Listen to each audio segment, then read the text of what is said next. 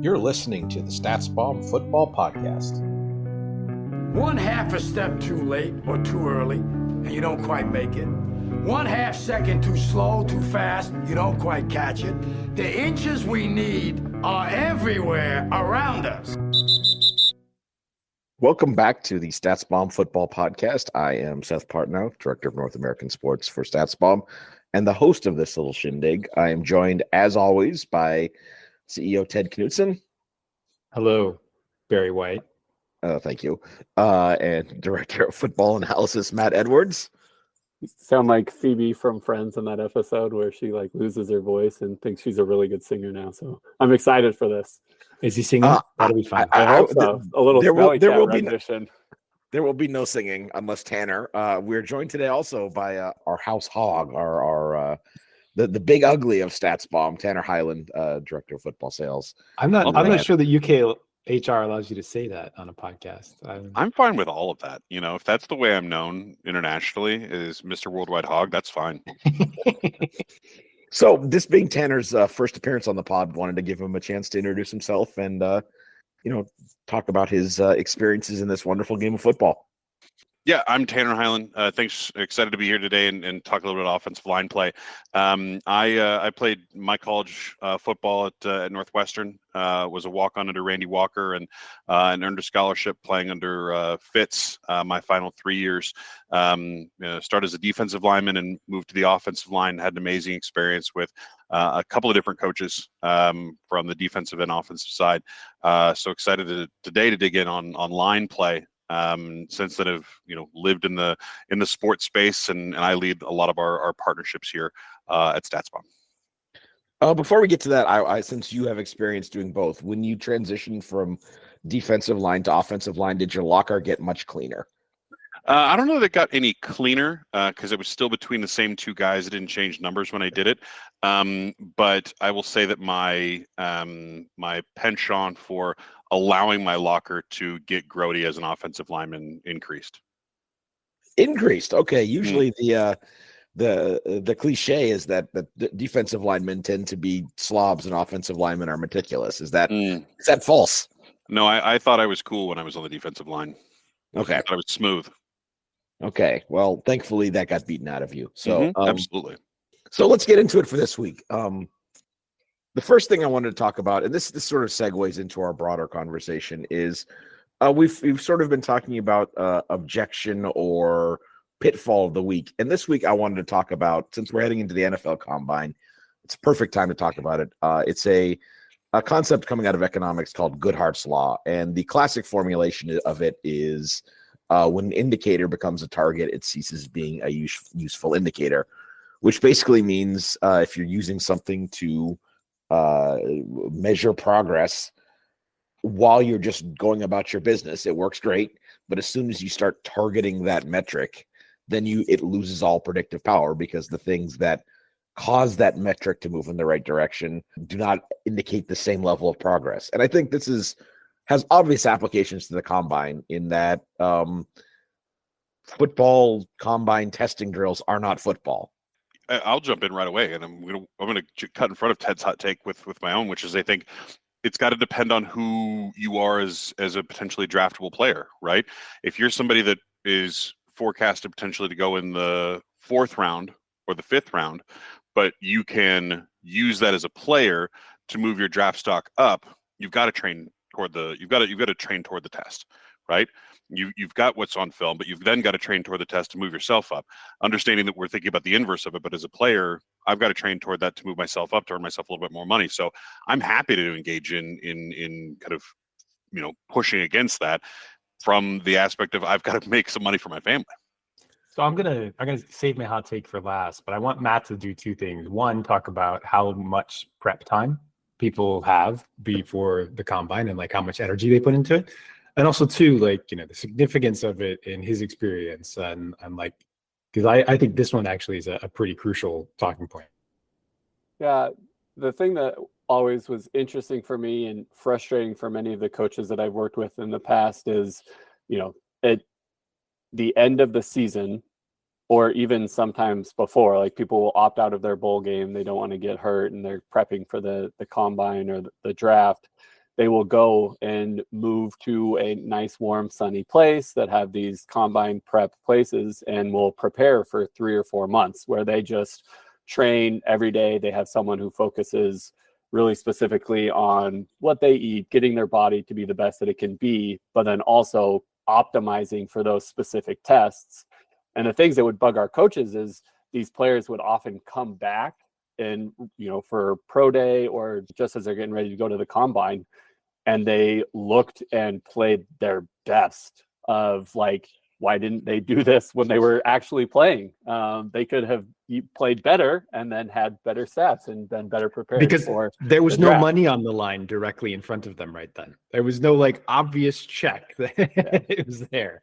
And I do wonder if how much that will change with some, NIL stuff in the future where, they do have a chance or they can make a little bit of money. But the fact remains that they're spending months and months and months preparing for this, actual test that they're doing.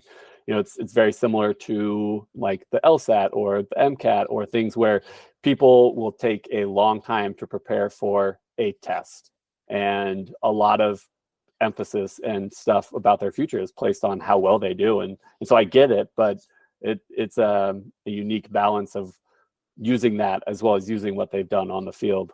So for a modern perspective, that might be a hot take, but I think also is sort of very much in transition right now.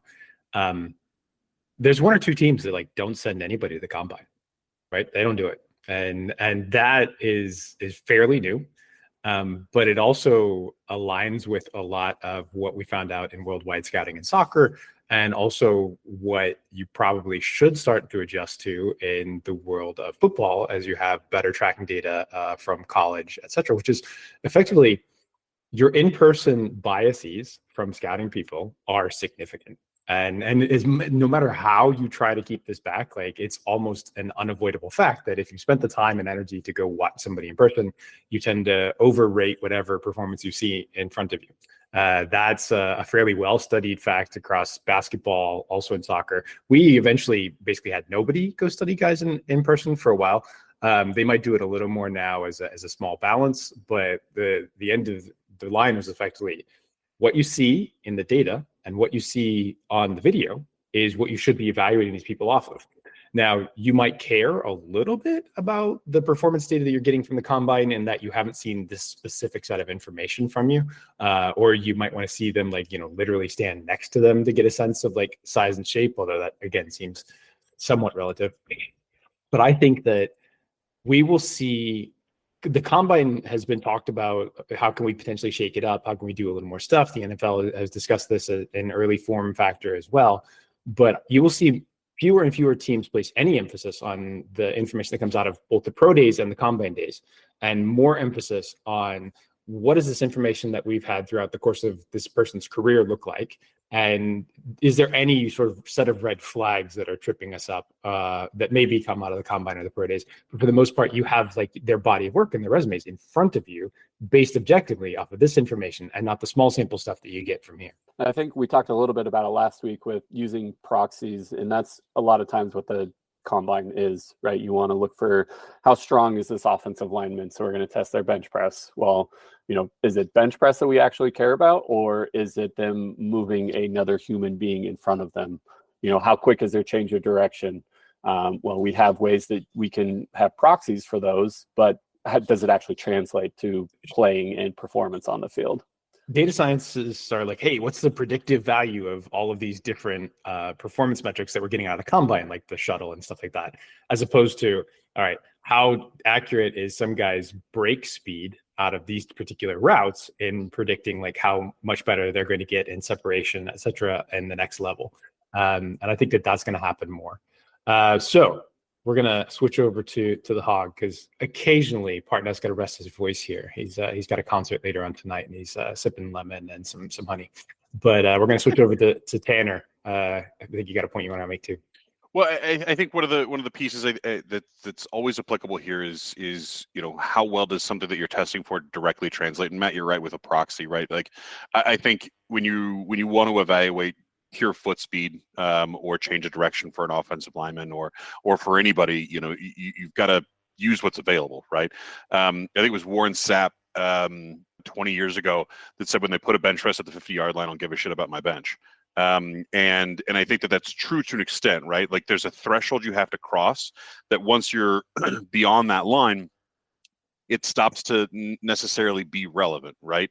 Like you don't have to be putting up, 405 25 times.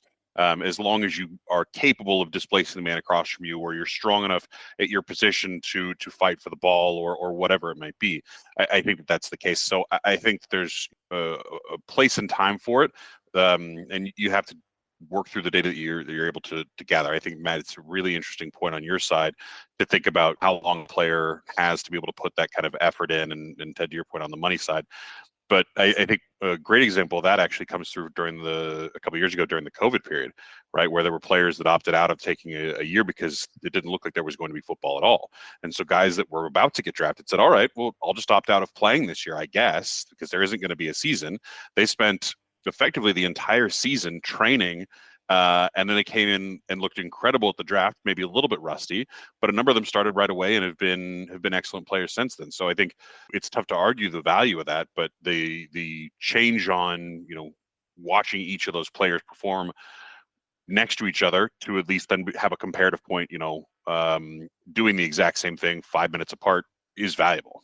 So I want to get back to the difference between sort of the lab environment of the combine and on the field. And the reason we use these proxies from the combine environment is because these weren't things that you could readily measure in game play.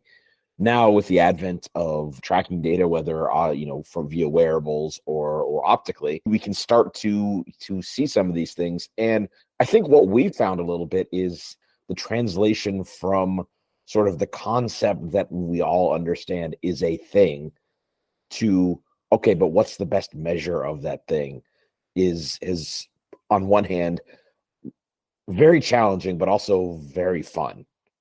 So what are some of the things, and I guess I'll start with you, Tanner, that you would look at from a sort of a measurable physical on-field perspective of an offensive line? Let's start with the tackle.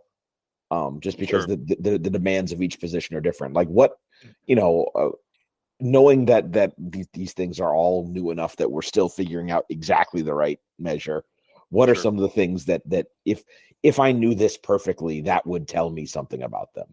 Yeah, I think that I think one of the pieces that you're going to be constantly looking at is, first quarter to third quarter versus fourth quarter. How far are they on any given run play able to displace the man that they're blocking? Or on a pass play, how solid are their feet holding up? Are they continuing to move their feet? Or by the end of the third quarter, are they still chopping their feet when they are trying to gallop step through up to the second level, which I know is not necessarily a perfect proxy to some of the physical metrics in regard to speed or some of these other pieces. But when you're trying to look at a tackle and understanding specifically what they're doing, so much of what that position requires of them is to be able to stand strong and displace. So I'm thinking about, are they still dropping their hips in the third quarter? Are they still arching their back the right way on pass pro? Are they doing things that are the small things that indicate to me that they are all the way locked in and physically able to perform later into the game than their opponent is when everybody's a little bit tired? Things like that. You can't measure all the pieces, right? You've got a guy who's like, hey, yeah, he's 6'7", he's got great long arms. One of the first questions that I know a lot of the scouts ask themselves is, well, who does he look like, right? Who does he look like to me when he's on the field, right? Which is, again, kind of a crap proxy, but you have to do it, right? Who can I relate this to that people who aren't at this game with me can then identify with when I get back home and say, Yeah, well, they're hang on a looking at second. pattern comps, but like pattern Yeah. comps always have flaws in them. And that's one Absolutely. of the issues that you got. They are deeply incomplete pictures of the person. One of the things that we tried to do in the data design here, and actually, so those who don't know, like StatsBomb data was intentionally designed to fill in a lot of the holes for what recruitment evaluation is missing. And we spend a lot of time and energy figuring out how to better articulate line play. And that is from engagement point where we're collecting the engagements from 10 to the second, and it's like hands-on. So like that's kind of a pretty big deal. It's not just, oh, this is a proxy for when somebody's in front of somebody else, like you would get in the tracking data. It's not a binary of this is a good blocking play for this guy or bad. Like we just tried to boil it down to very granular information about what they're actually doing. This was a combo block. This guy was double teamed. All this stuff is packed into the data. And the reason why we did it was because I felt like in particular, the lines were tougher to evaluate. And so with line stuff, if you didn't have the data, you were just relying on scouts doing this type of thing. Here, we've actually designed it so you get a much better set of objective description about what's going on, in their play on a play-by-play basis. The other thing that we did, we spent time looking at when these people are alone, right? And I think the line play, the offensive line more than anything else operates as a unit. We have information about what they're doing when they're by themselves. So, blocking alone, run blocks alone, length of engagement on those particular things. When you get beat, but you didn't allow proxy, like that's inside of there because the engagement's gone. And then your guy could be 1v1 with the quarterback. Like that's inside the tracking data as well. So we spent a lot of time figuring out, all right, not only do we care about what these guys are doing, we want to find out when they're by themselves, or if they're in a double team, are they a good part of a double team? Like sometimes there's chemistry elements we talked about last week as well. That's the difference in this type of data versus the other sort of play-by-play data that you would get, or basically grading data or tracking data. We try to encompass all of it so that you get better information about these players and what they're doing down in the trenches, the toughest spot to evaluate them in a sort of play-by-play or across a whole season even. Yeah, I think that tweet you put out the other day, Ted, with Joel Bitonio from the Browns was like a perfect encapsulation of like, well, yeah, it looks awesome because he's down the field and he's blocking a safety. Then like that's always cool. But our ability to break that down for the length of engagement that he stayed on the double team, that he was able to displace the man and knock him straight to the ground. He moved upfield. You could see his max speed, his acceleration. And then, you could see where the running back was able to gain 24 yards off the back of that with the tracking data, with the combined physical metrics in the same place is, I think, a game changer when you're trying to evaluate that level of talent, right?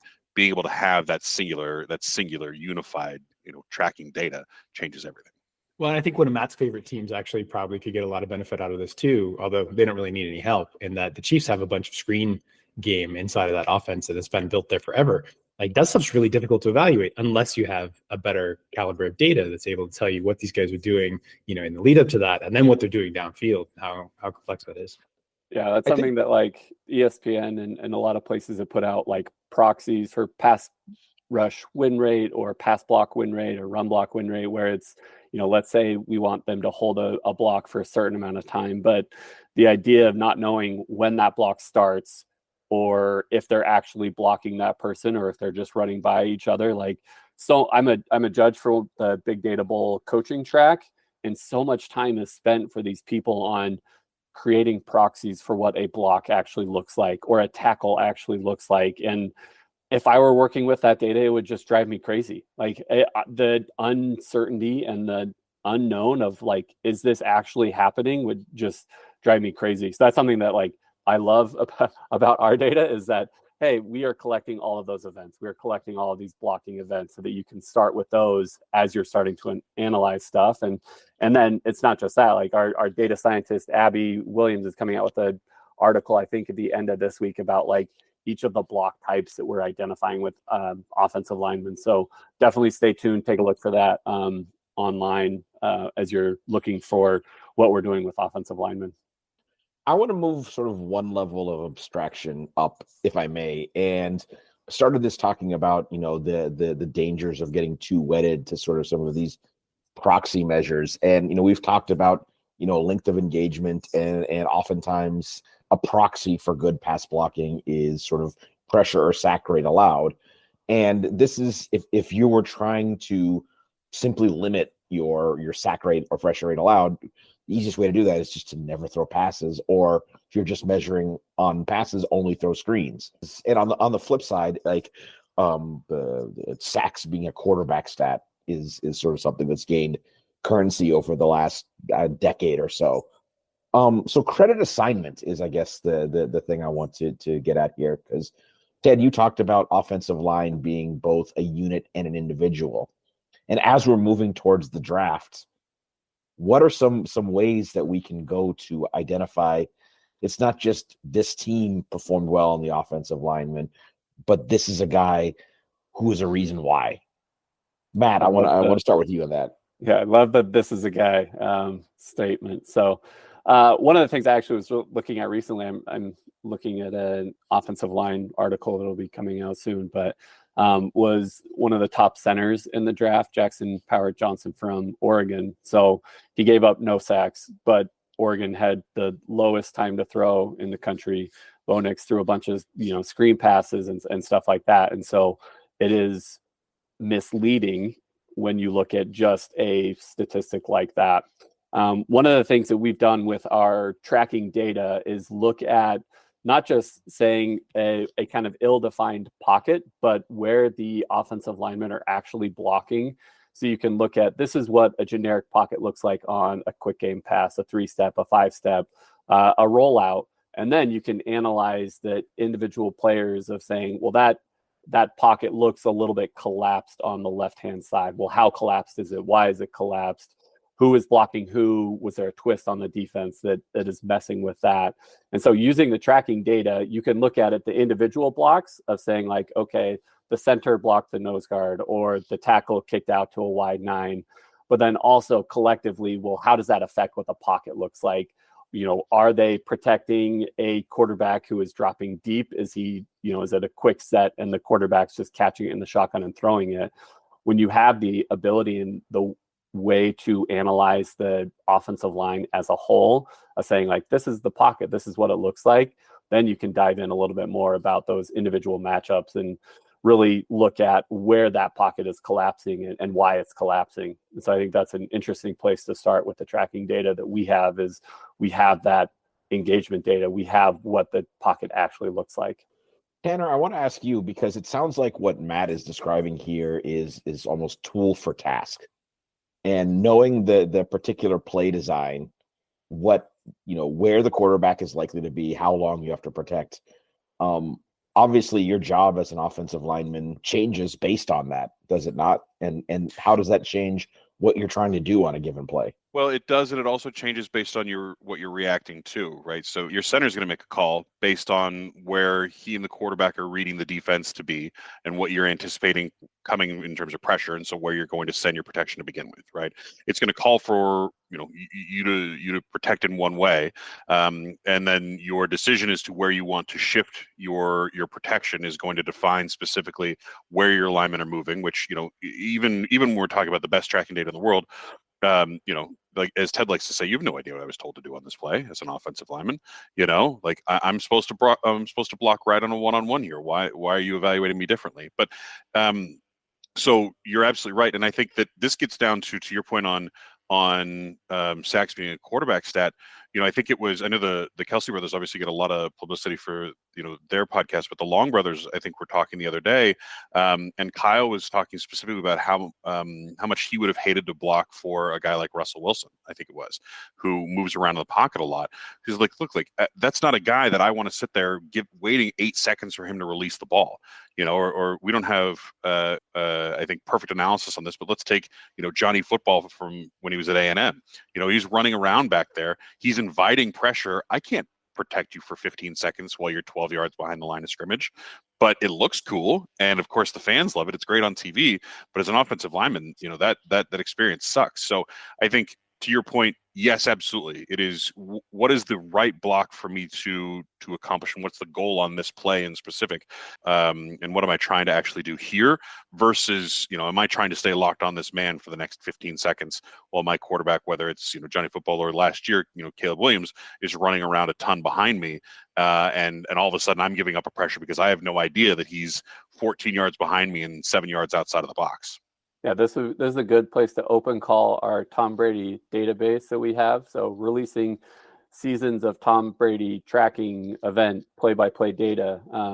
He is somebody that was very much, people call him a statue back in the pocket, but very meticulous about where he would drop. And so being able to compare that to other people's drop points, it is much easier to protect a quarterback who you know where he's going to be. Like the offense is designed to protect a specific spot, right?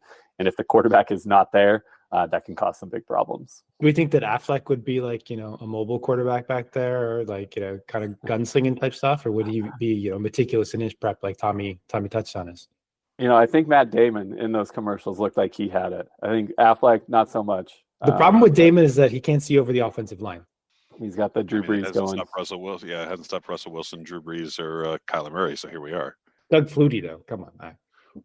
Nobody talks shit about Doug Flutie. I think Jason Bourne just moves around to get it done. I don't think there's rules that apply. He just no, but seriously, this is, you know, gets back to something that we've brought up multiple times before. Is part of the fun and the challenge of this is so many of these things are open to conflicting interpretations. Like it's a quarterback being a statue is usually described as a negative. Oh, because he can't move. But from an offensive line standpoint, I know exactly what I have to do. Ted, you've been thinking about this problem across multiple sports as long as anyone. How do you define a data set that cuts through that difficulty of sort of that ambivalence? You take out as many proxies as possible, and that's what we tried to do. And we actually tried to give more information wherever we could to make this easier. Now, it doesn't necessarily mean that, you know, you're going to pick up what a guy isn't asked to do that he can do, which I think is one of the hardest things to evaluate.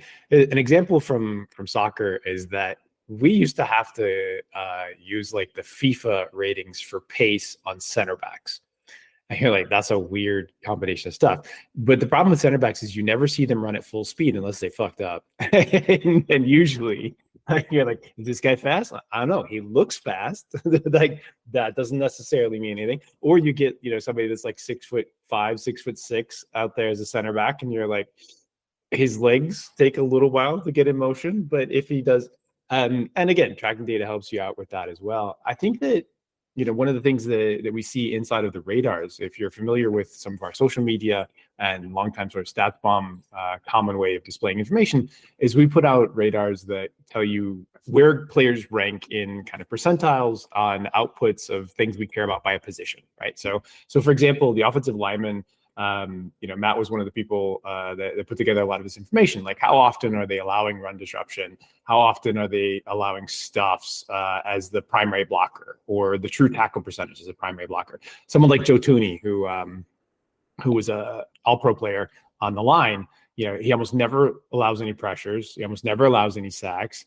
His run behind is fairly interesting. Like they'll run behind, you know, some or not at all, depending on where they're at. Like, is he in double teams or not? And we tried to isolate as much of this as possible, but then you got Patrick Mahomes behind there, and you got Andy Reid scheming stuff. And so you're trying to give the best picture you can, but what would he look like if he were in Sean McVay, or, you know, if somebody else was his offensive coach? And you can't accurately predict that or not. So this is where, you know, there is still always artistry inside of this. And there's still stuff that the best sort of scouts and talent evaluators are able to contribute above and beyond just the data set. We never have said don't scout players or that the data tells you everything. Like, there's stuff in the offensive line play and defensive line play around hand battles. And when this guy gets off of his mark, how quick is he to recover? That's one of the things that Penei Sewell was evaluated as being elite at. And he managed to continue to do it in the NFL. But in some cases, if his balance was a little bit worse and he wasn't able to recover against the beasts that are in the NFL, which are a little bit better, like, he would not be an elite player in this league. And so, like, there is still going to be elements that are tough to define there that humans are better able to contribute. It's to your point, Lester, the conversation last week about intangibles, right? These are tangibles that the scouting reports the are picking ability to up measure on? them, though. Yeah, some guys got it, some guys don't. And this is actually why I think more in American football than almost anything else, particular scouting focus and emphasis is quite useful. So, like, this guy is one of our OL, DL scouts or whatever. Like, he understands the play better than almost anybody else we've seen. So in that case, we kind of give them sort of the final say on it, because all the positions have different stuff that they need and want to do. Even if you understand football at an elite level or at an all-pro coaching level, like, sometimes talent position evaluation is a little more challenging because it's not your area and you're not living in it every single day. Is it enough to create a competitive advantage? I think the Sewell example is a really interesting one, Ted, where you've identified sort of the, if this doesn't work, here's why ahead of time. Now, that is an interesting piece of information. I wonder, is it a useful piece of information ahead of the draft? It certainly seems to me would be a useful piece of information after the draft, because you're knowing what to look for starting day one of training camp, I would think. Well, this might be the sort of Senior Bowl type stuff where you see them in drills and you're getting to see them against sort of particular competition levels that you wanted to see. But again, drills are not the same as the games. There is something on the line. These guys actually care about that. I think there are two elements inside of this that we kind of triggered on like being able to do better. And one is that many times there's too many players to scout at a really good level, right? And so what you need to do is you need to narrow your scouting pool to put your best personnel people on them. Well, that is quite useful in having data to be able to say, actually, this guy looks elite and you probably haven't heard of him. He hasn't been flagged up anywhere. So we're going to use data to then sort of isolate over there and say, this is somebody that's quite interesting in rounds 3 or 4, maybe 5, if we can get there. And let's go ahead and spend the time to make sure that this makes sense for us or not if they're still on the board. The other one is the fun one. And I'm going to tell a brief story here, and then I'm going to shut up because everybody else has actually played offensive line. I haven't. Or coached it. I was in some calls for a while with some former NFL talent evaluators. And they had this concept of measurables that were physical measurables. And the only players that make it in the NFL look like this. And they've got this cookie cutter set that you have to be this big to play this position. You have to be this long arms. You have to be this. You have to be that, right? And what I think that does is when you find elite performers that are not in that measurable set, like you really want to clue in on that because that might be value, right? Like that might be exactly where value exists.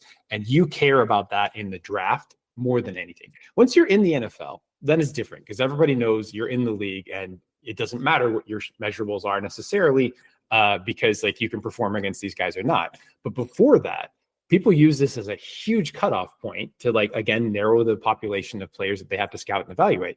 But if you can find elite performers that have, slightly lesser measurables that people are going to ignore, like that's a huge trough of resources and boons that you might, be able to use as you're trying to construct your roster. This is the Jeremy Brown theory, it seems like, for fans of Moneyball, the bad body catcher who still like smacks the crap out of the ball. I want to end by again interrogating the flip side of that. Is there's also going to be situations where it could work, but I'm going to let someone else find out. Now, Matt, I will come back to you on that in terms of having coached a school that played in a sort of unusual way at UVA. There had to always be uncertainty whether a certain player could or could not operate in that unique style. How often were there guys where you were just like, it might work, but it's not worth it for us to find out? Yeah, I think that happens all the time where you are looking at people and then either they are getting a higher grade or it may not fit in exactly your scheme. And so I think there are two things that came to mind immediately. Is one, the discipline that is required to stay true to a specified plan where you're setting up your team, whether it's in the NFL draft or free agency, where you have, let's say we really either have team needs that we need to fill or we have specific positions that are important to us. But I think that really there's an opportunity to take a look at people that don't necessarily fit your blueprint that are really good football players. And that is something that we did. And, I think I go back to this player a ton. Keaton Thompson was a interesting quarterback at Mississippi State, was kind of like a dual threat type guy, had been replaced. And so we went after him. And so for us, it was a chance to grab somebody from the portal who we said, he has a lot of really good tools. he may be a starting quarterback. And if he's not, we can definitely do something with his athleticism, his ability to play football. And I think that happens for, players like tackles that go to the NFL who are like, he may not be a tackle here, but he could play guard. He's athletic. But I think that the ability to be an evaluator is where those guys really shine, is saying, I can look at this player, see what he has been able to do in his career, and then say he may not fit exactly what we are looking for, but he has this and this and this, these traits that would transfer really well. And so using data can help identify those guys, whether it's in the portal or in, draft prep. But I think that's where the combination, and nobody on this call has ever claimed that it's just, hey, look at the data and that'll tell you what you need to look at. But the ability to utilize that data to help you identify players that might have some of those traits that you can then transition and transfer to other positions, I think is an undervalued trait for coaches or player identifiers. I feel like some of those top teams now, if they have one or two graduations and an injury on the offensive line set, like they immediately are going to look at other top teams or, Power 5 conference teams to say, hey, we can grab one or two linemen, especially in value positions. We've got some NIL over here. Can we rebuild, right? But you've got to know that these are good enough. And again, especially for personnel departments, like they don't have the bandwidth to be able to do that in season in college, as well as looking at all the high school stuff they got to recruit as well. So I feel like that's that's a place that they can start to make headway, as long as you're able to, again, narrow the population down to players that are interesting. Tanner, did you want to say anything about the Big Ten and any sort of success that particular programs have had there? Well, I was going to say just really quickly to your point, and I'll jump into that. But I think one of the trends that is pretty obvious there is a number of programs across the Power 5 pulling guys out of the Ivy League because they can't play that fifth year, right? So especially offensive linemen, coming out of Yale or Harvard. And ending up at places and starting, year one, like starting at Stanford or starting at Notre Dame. So, in other places, or Rice. Right? Are we saying the schools that have high academic bars are happy to take kids from the Ivy that can also play football for another year or two? Exactly. Look, when you've had 3 years starting and no bowl games under your belt, but you've got the ability to do this and the ability to learn offense pretty quickly, you'll get picked up pretty quickly. But I think you've seen this across a number of teams, and actually, Matt, to Matt's example there, I think going from college to the pros, I think a guy like Peter Skoronski, who was a tackle for Northwestern for a number of years, but his measurables were just a little bit small to be an NFL tackle. At 6'4", he's got long arms, but not quite as long as they're looking for at that level. And obviously he started his rookie year with the Titans and made a big impact on that team. And I think from a transfer portal perspective, thinking about where those gaps start to emerge early, knowing that you've got a guy who's going to be finishing up their career with you, or if you see an injury early on or something like that, having the ability and the awareness to start searching early, obviously not violating NCAA rules and reaching out early, but identifying very specifically what is the need that we have. How can we find a proxy for that player, whether it's a comparative tool or a data set, to understand what they're actually putting forward there on tape and on film and on the field, and then identifying, okay, if this person enters the portal, that's somebody that we would want to target, right? And having that kind of built out. I know, Ted, in your world of international soccer and football, you had more of the staff to do that, but a lot of these teams, to your point, just they can't. I think you see 4 or 5, maybe 10 teams that can actually put that kind of effort in, that kind of scouting effort in at the Power 5 level. But below that, this is where the injection of additional funds for whether it be NIL or boosters or allocation of TV money becomes really important to be able to spend the time focusing on finding who that next person is going to be, because of course you want your recruiting game to work, but knowing that you've got somebody who just finished up at another Power 5, having had 600 snaps under their belt last year, but is open to transferring and has put themselves in the portal, that guy's going to be a better starter first year than is a freshman who's never played at all. Well, we built a tool set in the soccer side that has to look at 10,000 players plus every single season, sifting for the diamonds that happen to exist out there around the world. it's pretty useful for doing it in the American football side as well. And so like we're here to save people a lot of time in not only finding the players that do the things you want to, but also better profiling their skill sets to be able to do that too. The most important thing Tanner said there was that, of course, not violating any rules, because no one who's ever worked in sports has ever done anything like hamper or contact anyone early, and you'll never get any of us to say otherwise. I heard recently that the NCAA doesn't even exist as of Friday because they're not allowed to control NIL or or transfer portal at all. So we're kind of in uncharted territories here. It is amazing how quickly some of these agreements get reached, though, and so studying ahead is a good thing. And one of the ways that you can get ahead on that is through some judicious application of data. And I think that's probably a decent spot to wrap for the week. It's for those who are going to be in Indy, all four of us, as well as other luminaries, will be in Indianapolis this week to meet and greet folks at the NFL Combine. So check us out there. And for Matt and Tanner and Ted, thanks again for listening to the StatsBomb Football Podcast. See you again next week.